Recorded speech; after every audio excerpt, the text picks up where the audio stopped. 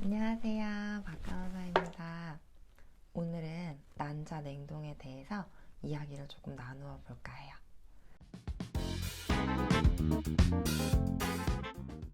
최근에 제가 정말 좋아하는 개그우먼인 장도연 님도 난자 냉동을 하셨다고 하더라고요.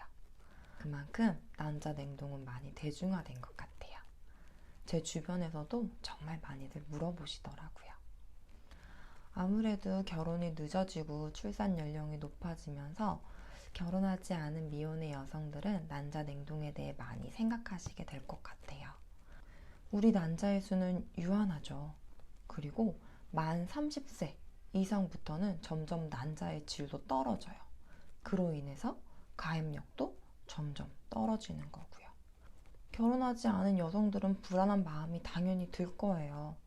제가 만약에 그런 입장이어도 당연히 그럴 것 같아요. 그렇다고 아무나 붙잡고 결혼해서 아기를 낳을 수도 없는 거고. 그렇기 때문에 이런 불안한 마음을 가지신 분들은 당연히 난자 냉동에 대해서 고려해 보게 되는 것 같아요. 일단 난자 냉동은 시험관 아기 과정하고 거의 동일하다고 보시면 돼요.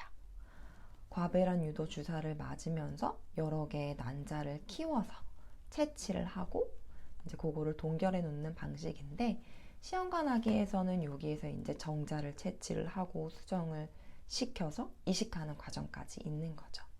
그렇기 때문에 냉동해 놓은 난자는 나중에 임신 시도를 진행할 때 시험관 아기를 통해서 임신 시도가 가능하시다는 점도 알고 계시면 좋을 것 같아요.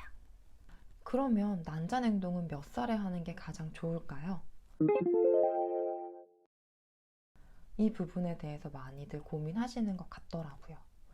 물론 어리면 어릴수록 당연히 난자의 질이 좋기 때문에 유리한 거는 사실이에요. 그렇지만 너무 어린 나이에 난자 동결을 진행하는 건 불필요한 시술로 인해서 몸에 부담을 조금 줄 수도 있고, 경제적인 측면에서 있어도 조금 비효율적이에요. 의학적으로 만 35세 이전이 가장 임신율이 높고, 여러 가지 효용성을 생각해 본다면 만 37세 전후로 난자 냉동을 진행하는 게 가장 효율적일 것 같아요. 실제로 병원에서도 그렇게 권유하고도 있고요. 예를 들어서 만약에 내가 30살이다. 난자 냉동을 고려하고 있는 상황이에요. 그런데 만 30세에 난자 냉동을 권유하지 않는 이유는, 만약에 내가 만 35 이전에 결혼을 하게 될 수 있어요. 그렇다면 당연히 자연 임신의 기회도 있을 거고, 혹시나 내가 자연 임신을 시도를 했는데 잘 안 된다. 그러면은 시험관 아기를 진행해보면 돼요. 그때.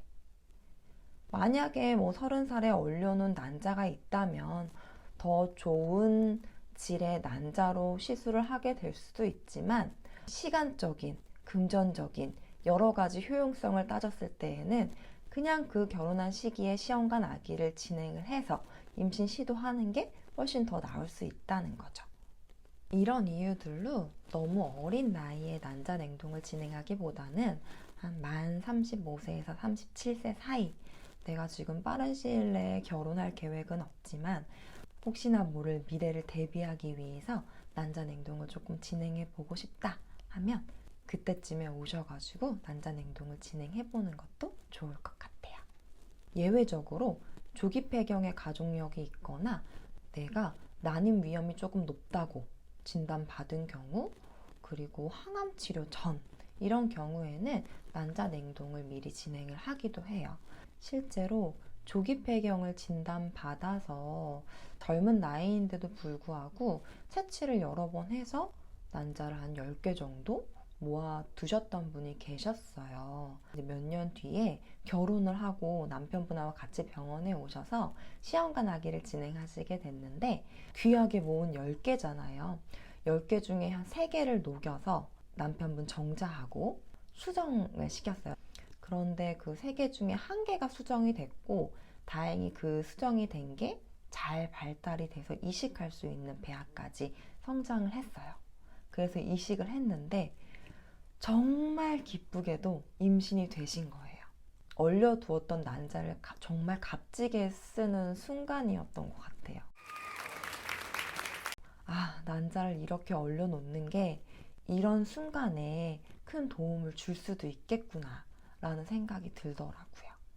그러면 난자 냉동을 진행하는 데 있어서 비용은 얼마나 들까요? 궁금하실 것 같아요. 사실 비용이 조금 부담스럽게 느껴지실 수도 있을 것 같아요. 이거는 뭐 질병을 치료하는 목적이 아닌 약간 보험 같은 개념의 시술이니까요. 근데 시험관하기는 건강보험이 적용되는 반면에 난자냉동은 건강보험이 적용되지 않아요. 비급여죠. 그래서 병원마다 비용은 조금 상이할 수 있을 것 같아요. 하지만 여기서 난자냉동 1회의 비용이 전부가 아니라는 거를 알고 계셔야 돼요.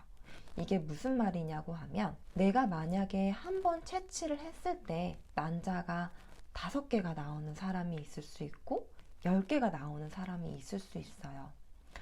보통 우리가 만 37세 기준으로 난자가 15개에서 20개 정도 있을 때 아기를 한 명 낳을 확률이 80% 정도 된다고 해요. 만으로 37세 전후의 나이를 가지고 있다. 그러면 난자를 한 15개에서 20개 정도 모아야 된다는 얘기거든요. 그런데 내가 만약에 한번 채취했을 때 난자가 5개가 나오는 사람이다. 그러면 시술을 3번에서 4번 정도 진행을 해야겠죠.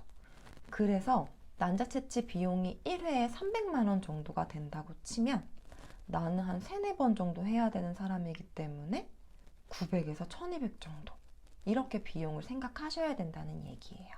물론 난소 기능이 좋아서 한 번에 10개, 15개 채취되시는 분들도 있으실 거예요.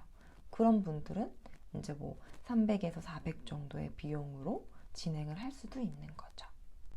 또 과배란 유도를 하게 되면 바로 이제 채취한 다음 달에 또 시술을 이어서 할 수 있는 게 아니고 한 2달 정도는 난소를 쉬게 해주어야 또다시 시술이 가능하기 때문에 시간적으로도 조금 넉넉하게 잡고 진행을 하셔야 될 거예요. 어떻게 보면 이 난자 냉동이라는 게 굉장히 시간적으로도 금전적으로도 정신적으로도 좀 부담스러운 시술인 것 같기도 해요. 그만큼 본인의 의지가 있어야지 조금 진행이 가능한 시술이기도 하고요. 주변에서 만약에 저한테 난자 냉동 할까요 말까요 이렇게 물어본다면 개인적인 저의 의견은 내가 자녀 계획이 조금이라도 있다. 그러니까 나는 아기를 낳고 싶다라는 생각을 갖고 있으신다면 그래도 해두는 게 낫지 않을까라는 개인적인 생각을 가지고 있어요. 이게 꼭 사용하지 못하게 되더라도 있는 거랑 없는 거는 또 다르잖아요. 그런 생각을 조금 해보면서 오늘 저의 이야기가 도움이 되셨으면 좋겠네요. 오늘도 여기까지 봐주셔서 감사합니다.